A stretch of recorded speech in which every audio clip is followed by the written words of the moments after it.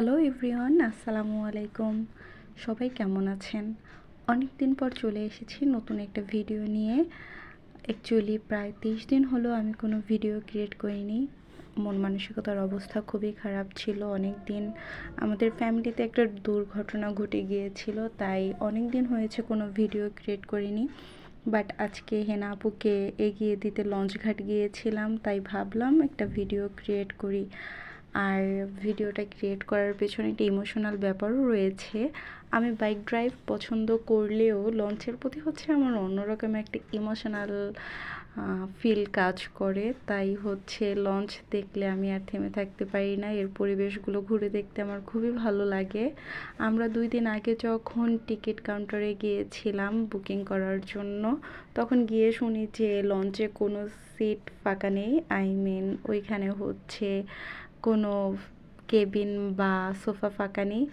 আসলে কথাটা মনে হয় সত্যি, কারণ হচ্ছে আজকে যখন হেনা আপুর গাড়ি পার্কিং করতে গিয়েছিলাম লঞ্চের ভিতরে, তখন দেখেই বুঝতে পেরেছিলাম আজকে অনেক দিন পর হচ্ছে হেনা আপু একা একা ঢাকা যাচ্ছে। তাই হেনা আপুর মন খারাপ, কিন্তু কিছু করার নেই, তারও প্রোগ্রাম আছে। আর আমার নতুন অফিস, তাই অফিস এখন অফ দেওয়া কোনো মতেই সম্ভব না।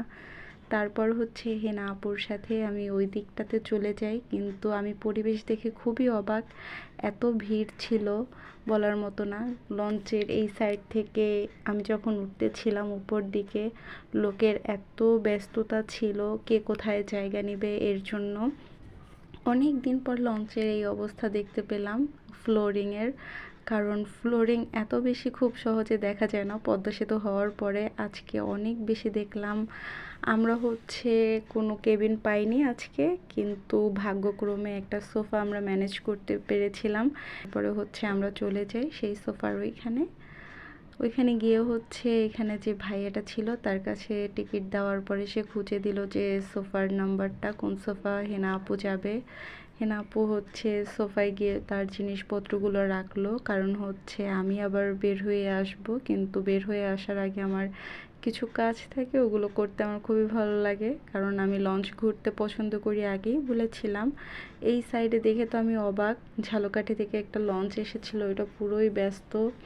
এরপরে দেখলাম চিড়া আর নারিকেল আলা মামাকে, সেই মামাকে ডেকে হচ্ছে চিড়া নারিকেল কিনে নিলাম, কারণ লঞ্চে গেলে আমার বেশ খাবার দাবার খাওয়ার ইচ্ছা জাগে আর ছোটোবেলার কথা মনে পড়ে যায়। তাই হচ্ছে আমি মিস করি না লঞ্চে গেলে। এইদিকে আমি আর হেনা আপু গল্প করতে করতে চিড়া আর নারিকেল খাচ্ছিলাম আর দেখতেছিলাম অ্যাকচুয়ালি কতটা ভিড় ছিল। এই যে মানুষজন এখনও আসছে, লঞ্চ ছাড়ার সময় হয়ে গিয়েছে, তারপরেও হচ্ছে মানুষজনের ভিড় কমছে না। ওই দিক থেকে একটা ডিমওয়ালা মামাকে দেখতে পেলাম, তাকে ডাক দিয়েছিলাম। ওই লঞ্চ থেকে মামা এই যে চলে এসেছে আমার ডাক শুনে। এখন হচ্ছে মামার কাছ থেকে আমরা ডিম কিনবো, কারণ ডিম হচ্ছে লঞ্চের জন্য আমার ফেভারিট।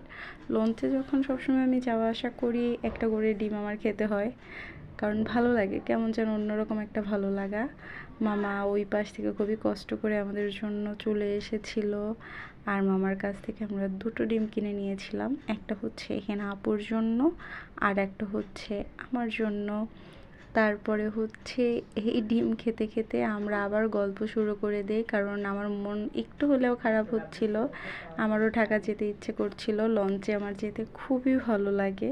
এর ভিতরে আবার দেখলাম বাদামওয়ালা, তো এই ভাইয়াটার কাছ থেকে বাদাম কিনে নিলাম, কিন্তু এর ভিতরেই হচ্ছে লঞ্চ সিগন্যাল দিচ্ছে, মানে লঞ্চ বেরিয়ে যাবে। আমিও নিচে চলে এসেছি। হেনা আপাকে আল্লাহ হাফেজ বলে আবার আমি চলে এসেছি বাসাতে।